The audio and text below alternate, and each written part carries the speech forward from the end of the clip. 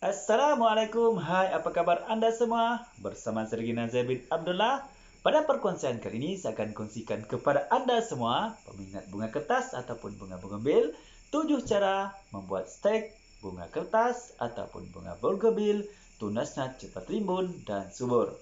Baiklah teman-teman ya, sekiranya anda ingin mengetahui apakah tips yang saya akan kongsikan kepada anda dalam perkongsian saya pada kali ini, pastikan anda terus mengikuti perkongsian saya ini hingga selesai. Oke, jom kita teruskan.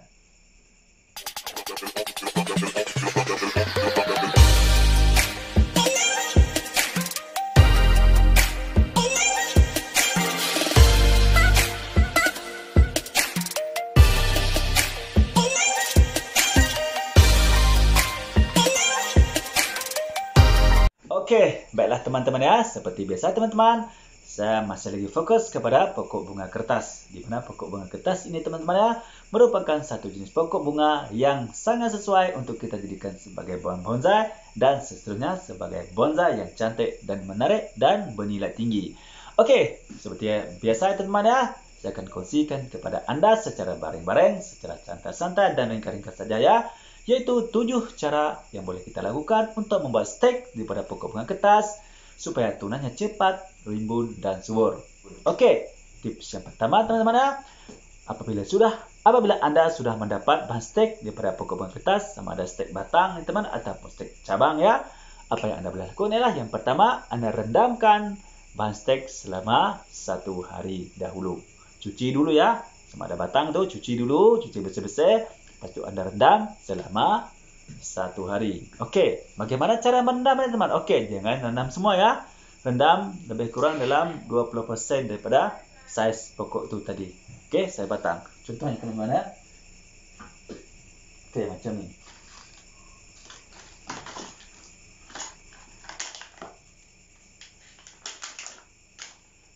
Okey, katakanlah marker pen ni teman-teman ya adalah batang stek pokok bunga kertas anda. Anda hanya perlu merendam sehingga setakat ini saja. Okey? Okey, bolehkah? Okey, rendam sampai setakat ini dulu. Okey, macam tu. Rendam dengan dalam tong dalam bekas, masukkan air, rendam selama 1 hari. Okey, selepas itu ya teman-teman apa yang anda perlu lakukan ya? Anda kupas ya, selepas 1 hari tadi anda kupas kulit bahagian bawah ni ya. Kita kupas sama ada menggunakan parang ataupun kupas. Ini kemudian selepas itu, anda sapukan dengan bawang merah. Okey, bawang merah, tahu tak? Ambil 1 ulas bawang merah, kupas belah menggunakan pisau, lepas tu sapu kat sini. Ulas-ulaskan sini ya. Pokok bawang merah kita sapu dekat sini tepat bahagian stek yang kita kupas kulitnya tadi. Okey. Lepas tu, apa yang anda perlu lakukan teman-teman? Yang ketiga ialah anda sediakan media tanam. Okey, untuk media tanam ini teman-teman ya, khasnya untuk pokok bunga kertas teman-teman, pastikan anda memastikan media tanam itu adalah bersifat poros dan gembur. Itu adalah 2 sifat yang sangat penting untuk media tanam untuk anda menanam pokok bunga kertas, kerana pokok bunga kertas memerlukan media tanam yang poros dan gembur. Kenapa poros dan gembur? Okey, sebabnya adalah teman-teman, pertama poros. Okey, poros.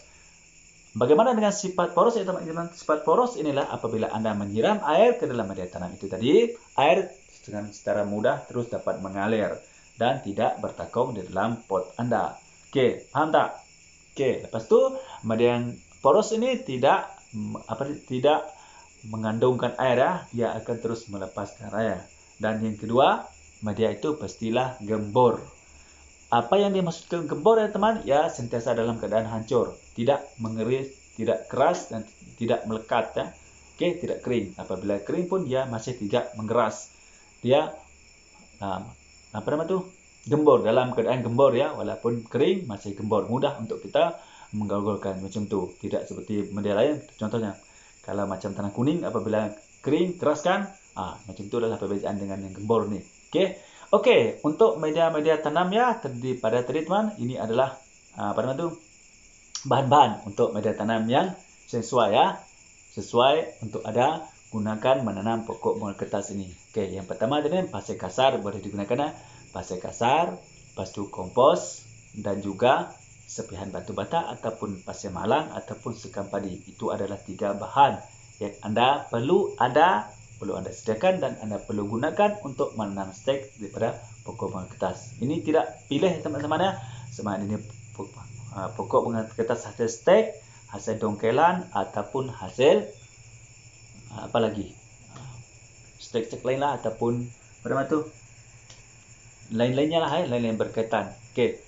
Lepas tu teman, apa yang anda perlu lakukan ialah selepas anda sudah selesai menyapu bawang merah tu ya dekat batang pokok bunga kertas yang anda kupas tadi, lepas tu dah siapkan sapu bunga merah, tanam di dalam pasu. Okey, pasu itu teman ya, pastikan anda menggunakan pasu yang besar dan yang paling penting pasu itu mempunyai lubang yang besar dan juga mempunyai lubang besar yang banyak.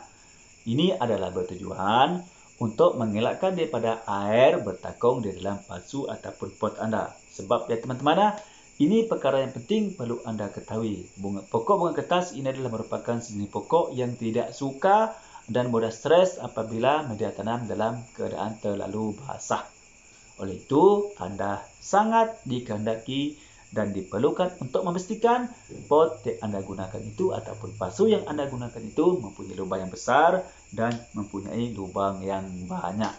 Okey, lepas tu teman-teman ya, apa yang anda perlu lakukan seterusnya ialah lepas tu anda tanam, selesai tanam, anda siram media tanam tadi 100% basah. Ya, 100% basah. Kenapa? Sebab mungkin selama 2-3 hari anda tidak perlu menyiram lagi. Okey? Sehinggalah keadaan media tanam itu agak mengering sedikit. Baru anda boleh menyambung penyiraman semula. Okey, itu yang ke-6 tadi. Lepas tu yang ke-7 teman, yang terakhirnya ialah letakkan pokok bunga kertas yang anda tanam tadi di tempat yang teduh. Okey, pastikan anda meletakkan di tempat yang teduh. Ini adalah mengelakkan berlakunya stres pada stek pokok bunga kertas anda tadi. Sekiranya anda terus meletakkan di kawasan yang terbuka yang terkena pancaran langsung daripada cahaya matahari. Oleh itu, anda sangat digalakkan untuk meletakkan hasil stek pokok bunga kertas anda tadi di kawasan yang teduh dahulu. Okey. InsyaAllah anda tunggu sehingga 30 hingga 40 hari akan tumbuh tunas dengan rimbun. Okey teman-teman, macam mana? Dapat ikut tak tadi perkongsian tadi? Baiklah teman-teman ya, saya harap teman-teman dengan sedikit perkongsian daripada saya pada kali ini, tentunya anda ya, anda seorang pembina bunga kertas yang masih belum tahu bagaimana cara membuat stek daripada pokok bunga kertas, tunasnya menjadi cepat rimbun dan subur. Okey, teman-teman ya, seperti biasa teman, sekiranya anda merasakan perkongsian daripada saya pada kali ini bermanfaat kepada anda semua, terutamanya anda yang meminati pokok bunga kertas, sila klik tombol subscribe dan tekan tombol lonceng supaya anda menjadi orang yang pertama akan dapat mengikuti perkongsian terbaru daripada channel saya ini, terutamanya berkaitan dengan alam pembonsaian. Baiklah teman-teman, sekiranya anda tu masih lagi belum subscribe ya, silalah subscribe ya teman-teman, kerana subscribe itu sangat gratis, gampang dan mudah. Marilah kita sama-sama berkongsikan ilmu manfaat. InsyaAllah kita juga akan mendapat manfaatnya nanti. Sebab teman-teman, kita suka bersedekah, ini adalah salah satu cara kita bersedekah ya. Kita kongsikan ilmu kita kepada orang teman-teman kita lain. InsyaAllah mereka bermanfaat, mereka suka, dan secara langsung ini adalah merupakan salah satu amal jariah untuk kita nanti. Walaupun kita sudah meninggal dunia, amal ini akan terus berjalan dan pahala kita akan sentiasa masuk untuk menolong kita dalam akhirat kelak, insyaAllah. Amin. Okey, baiklah teman-teman ya. Sekiranya anda ada pertanyaan ataupun cadangan ya teman-teman, sila tulis di ruang komen ya. InsyaAllah saya akan menjawab pertanyaan anda itu nanti. Okey, baiklah teman-teman, seperti biasa teman-teman, sebelum saya mengakhiri perkongsian saya pada kali ini, marilah kita sama-sama bersalawat kepada kekasih kita Nabi Muhammad SAW. Mudah-mudahan kita mendapat syafaatnya dari dunia sampai akhirat. Jom kita sama-sama bersalawat. Bismillahirrahmanirrahim. Allahumma salli ala Sayyidina Muhammad wa ala alihi wa sahbihi wa barik wa sallim. Amin. Alhamdulillah. Mudah-mudahan teman-teman ya, mudah-mudahan kita menjadi umatnya yang dicinta oleh kekasih Nabi Muhammad SAW. Dan kita mendapat syafaatnya dari dunia sampai akhirat. Baiklah teman-teman, cukup sampai setakat ini dulu untuk perkongsian daripada saya pagi ini. Mudah-mudahan bermanfaat walaupun dekat ya. Salam satu bi, salam bonsai. Bye bye.